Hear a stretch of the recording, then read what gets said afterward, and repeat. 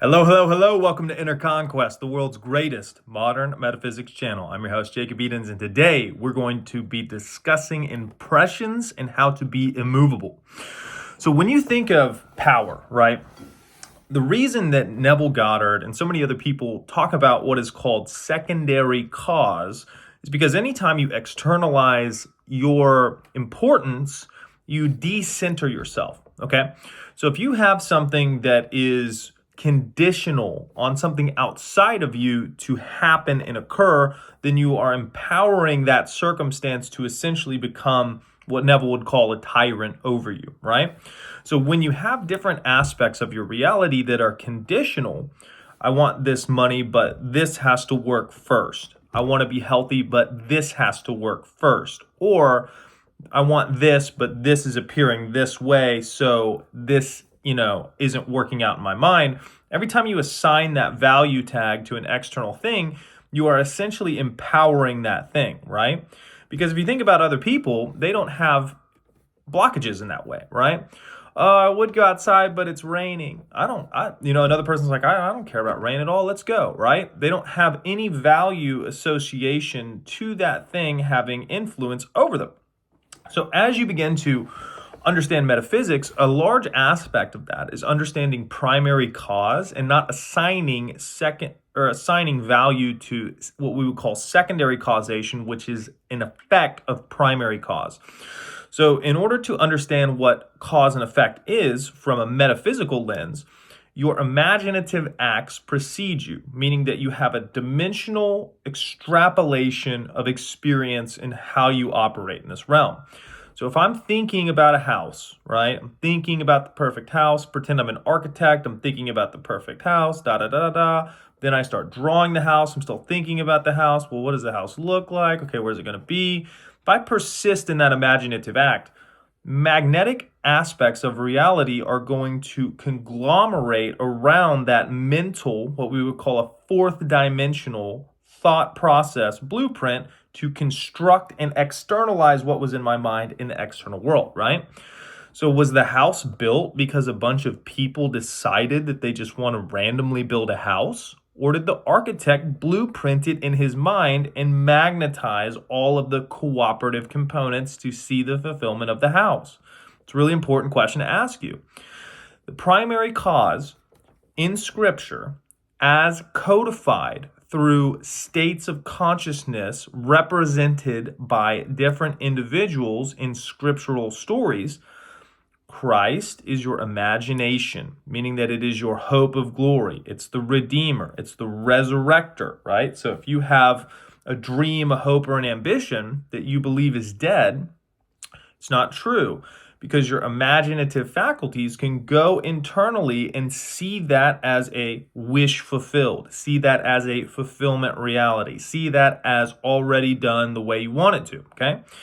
So as you begin to persist in imaginative acts that have a implicative notion that they imply you are getting what you want, you begin to create your reality in a heaven-like format because your imaginative acts are implying that you are getting what you want, okay? If you're imagining all day that things are not going the way you want, then you are creating, not only through vibrational resonance, but through imaginative acts, a reality that is a non-fulfillment reality, meaning that you're constantly imagining things not going the way you want it to, meaning that that has to unfold in a non-fulfilling way, which leads to a miserable hell state, right?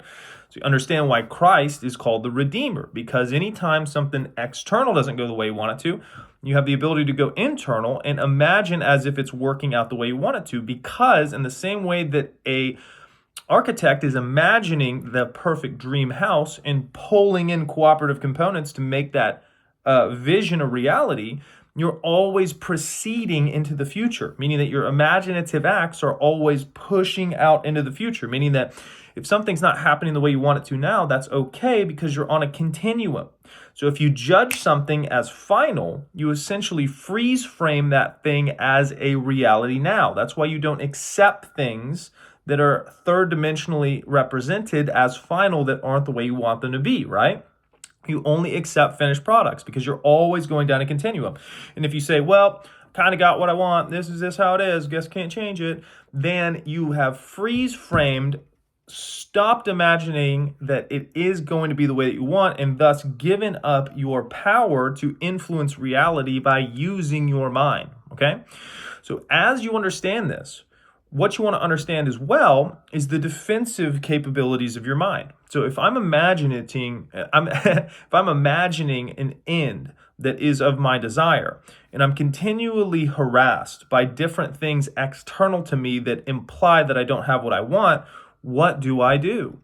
Well, I go back and I keep imagining as if it's working the way I want it to, because what does it matter? I'm going to keep moving through space and time no matter what. Things are going to keep changing externally. So when you have things that are constantly changing externally, they are effects. They're not the cause of reality, right? What you are thinking and imagining is your constant. That is what you always do, right? Neville calls that the body of God is your imagination, right? Because it's a picture, sensory, tactile reality. If I tell you to feel what it feels like to have your car keys in your hand in your mind, you can feel that right now without your physical body touching it, right? It's mind-body connection. So as you master your mind, you are controlling your imagination, okay? So when you control your imagination, what happens that makes you lose control? You get impacted and influenced in the same way to where if you're a happy kid and somebody comes and beats you up all the time for 5 years, you get all traumatized and you're like, I am not so happy anymore. So when you allow things to dominate and beat you down in your mind, they influence you and impress you, right? So when you think about your subconscious, how does your subconscious get impressed? Through repetition and emotional impact, right? That's why if you say something over and over and over again with conviction, your body gets programmed to be that thing, right? Because your body, remember, is a vehicle for your soul. It's like a big computer that you ride in and it's shaped basically around you. So as you understand metaphysical reality, the more you want to develop your defensive capabilities, because as you persist in a wish fulfilled, the ghosts of your old awareness will start to populate your mind, and you have to be able to say, nope, that's not this. Nope, that's not this. And in essence, what that is focus. The definition of focus is selective ignorance, meaning that when you focus on something, you can battle for sure.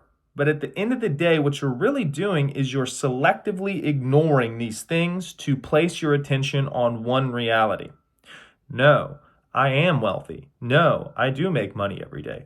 Bill, bop, bop, bop, beep, boop, bop, bop, all sorts of stuff. Nope, that's not me. Nope, that's not me. Nope, that's not me. I'm this. Nope, that's not me. Nope, that's not me. I'm this.